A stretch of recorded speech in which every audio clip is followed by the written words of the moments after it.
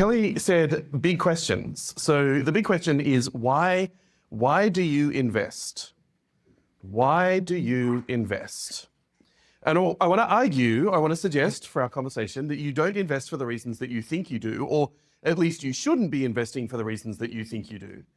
And I want to point to two parts of scripture. I think we often think about investing as, well, it's just a neutral activity, but we should do it in a way that is not creating bad things. The Old Testament scripture tells us to build fences around the roofs of our house. It tells us to chain up oxen that have a habit of goring people. It tells us to cover pits if we dig them.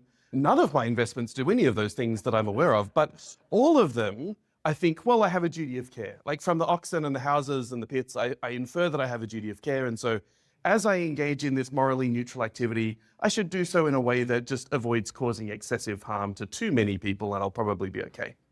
And I think that's a perfectly fine place to start, but I think it's an uninspiring view of what many of us do for a living. And so I want to offer you an alternative way of thinking about these things.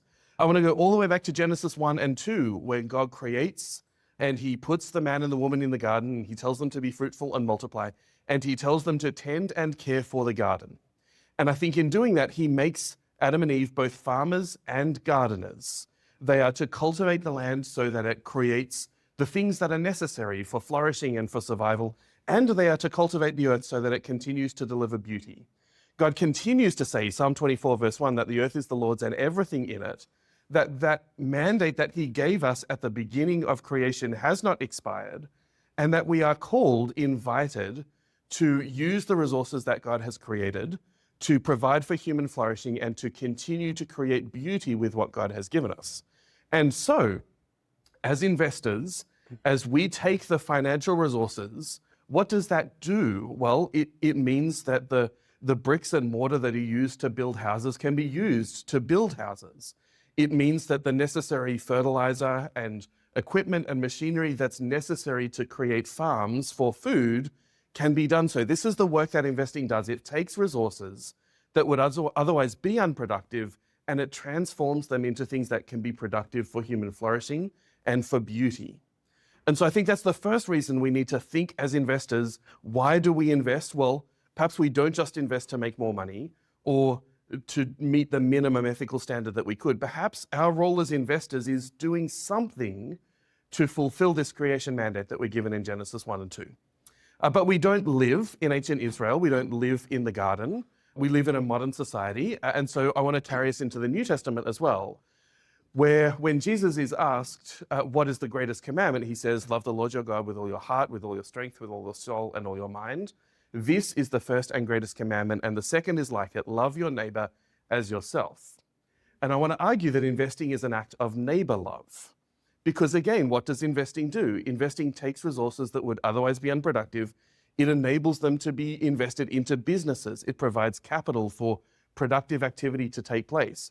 Even the worst company on the planet, and shout out if you want to join our conversation on screening tomorrow, please join me because we'll be talking about this. But even the worst company that you can imagine on the planet, it creates jobs and it creates a good and service, or a good and or a service that people at least subjectively feel helps them to flourish.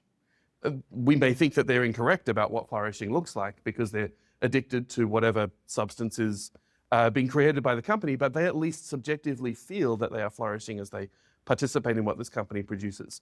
If that is what the worst company on the planet does, imagine what the best companies on the planet can do, as they create jobs and goods and services that genuinely lead to flourishing. And because the way that God set up the world to be fruitful, and that our work as men and women is to use the resources that God has given us to create that fruitfulness, imagine if we thought about investing as a way of bringing that flourishing. Not just that we get returns as an investor, but that everyone who participates in this chain of value creation gets a just and fair participation in the good that is being created. You see, in my mind, financial returns are just a way of measuring the good that is being created. And what we're invited to do as investors is to share that good. We get some of the financial returns, but we also hope that the workers in the fields and those who are participating in this productive activity share in its fruitfulness. That as investors, our returns are a byproduct of a greater good that is being created, that is the good of goods and services and jobs that lead to flourishing. And so if we have that vision, investing, as I've said, is not just financial returns for investors, but it is faithfully living out neighbor love, the second greatest commandment, which means that we're living out the greatest commandment, to love God with all our heart, soul, strength, and mind, because he calls us to love our neighbor. Bernard and I have been working with Carol on a paper on what neighbor love looks like in investing. Have a chat to one of us about that if you're interested in diving further. But I want to close with a suggestion on an alternative reason to invest that we could talk about. Here's what I think investing could be. Investing cultivates God's creation, turning unproductive assets into capital that supports jobs, goods, and services that lead to human flourishing. When we invest, we put our financial capital at risk to engage in mutually beneficial economic activity that results in fruitfulness, financial returns to the investor, and value to everyone in the chain of value creation. At the same time, when we invest with God's heart for flourishing, our own hearts are to be shaped to be more like his. And in this way, investing fulfills the creation mandate, expresses a love for God, shows neighbor love, and glorifies God by bringing us joy. It contributes to our spiritual growth and formation.